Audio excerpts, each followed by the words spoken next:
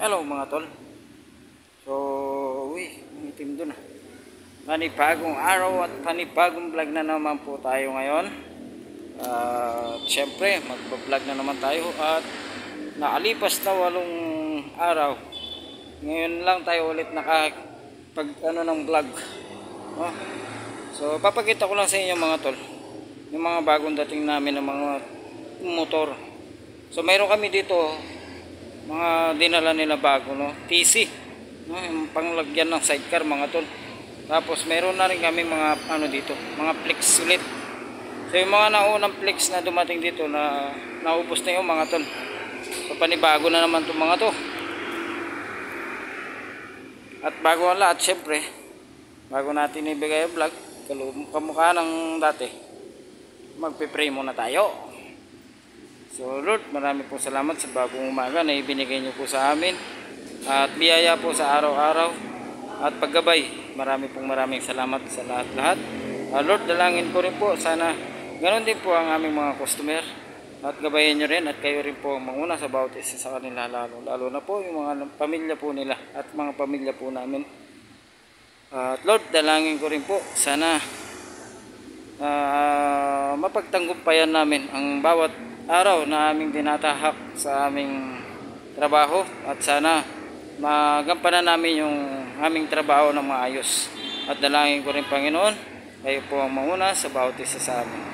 At Lord, patawarin niyo po kami sa lahat ng aming mga pagkakasala, lalo na sa mga nagagawa namin sa araw-araw. Kayo na po sanang bahalang magpasensya sa amin at kayo na po sanang gumabay sa bawat isa sa amin. Ito po ang aking samadalangin sa pangalan ni Jesus.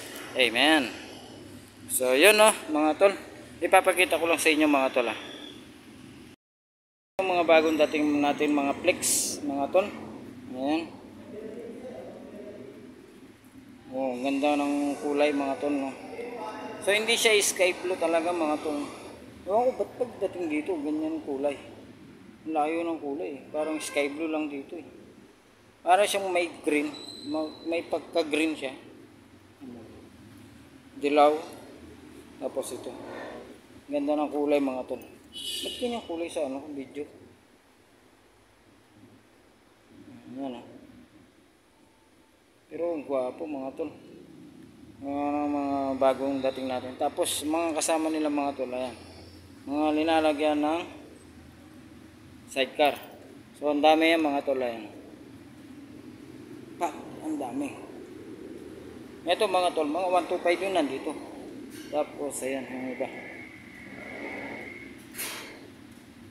At yan yung kasama kong sales na gwapo. Ayaw tumingin eh. Binibilang yung mga dumating na motor mga tol. Tapos yan yung mga surf natin. Ayan. So ang daming bagong dating mga tol. Ayan yung mga bagong dating natin. Ayan mga tol, binibilang nila. So para malaman din nila mapagtugma-tugma pati yung mga battery kung ilang bilang. Tapos yung mga record nila doon sa mga papel kung ilang bilang yun para matrace nila kung kulang o hindi. At makikita nila kung kulang man yung mga serial number nila, mga chassis number, engine number. Ayan mga tol. Ang dami pa ang dami yung dinala nila. Pero malawak pa ito mga tol, yung walang laman. Ayan. Naglalaman po ito ng 900 pieces.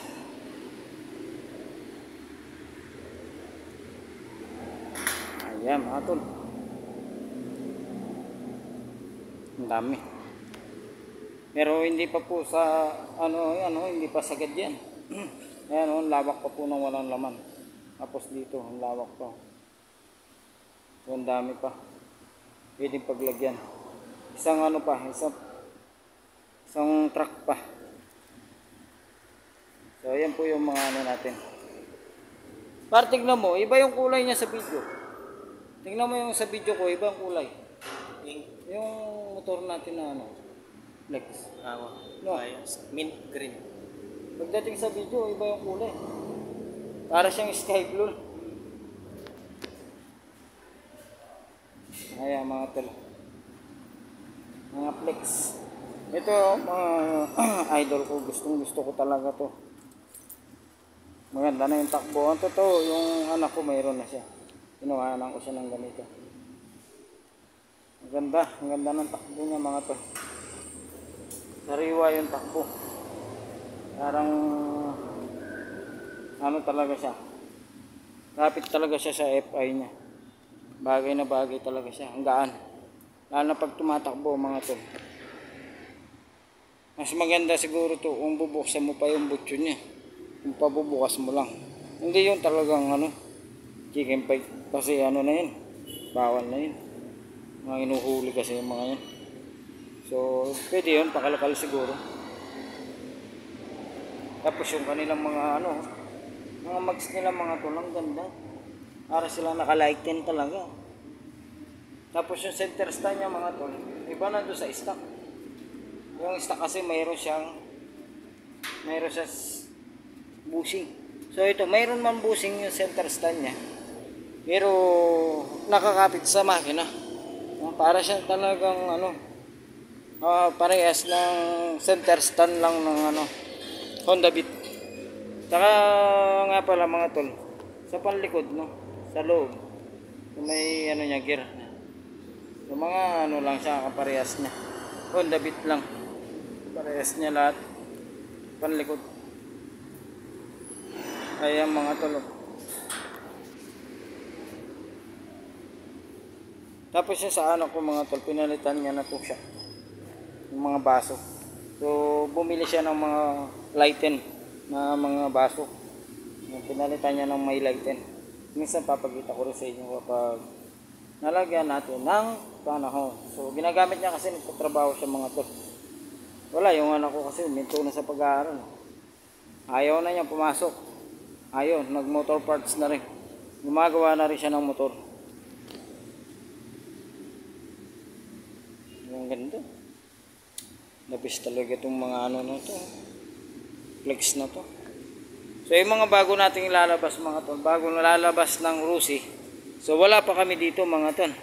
Tulad nung XDB at saka yung ano, isang ganito ring kulay yun eh.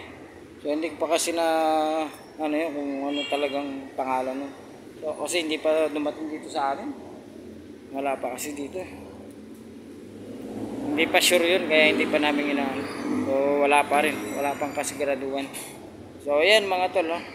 Pinakita ko lang yung ating mga motor dito sa taas, yung mga bagong dating natin ng mga motor. So napakalawang yan mga tol. Nandito tayo sa ano, ayan no, sa likod to. Nandito ako sa dulo ng likod na. So napakalawak ng Rusi mga tol. Ayan. Ang ganda pa yung harap. Napakalawak niya. Ayun. So ayan mga tol, pinakita ko lang sa inyo yung ating mga bagong dating na mga motor. At wala pa tayong i-update ng mga bago pa talaga, no? Wala pang linabas na bago talaga yung Rusi.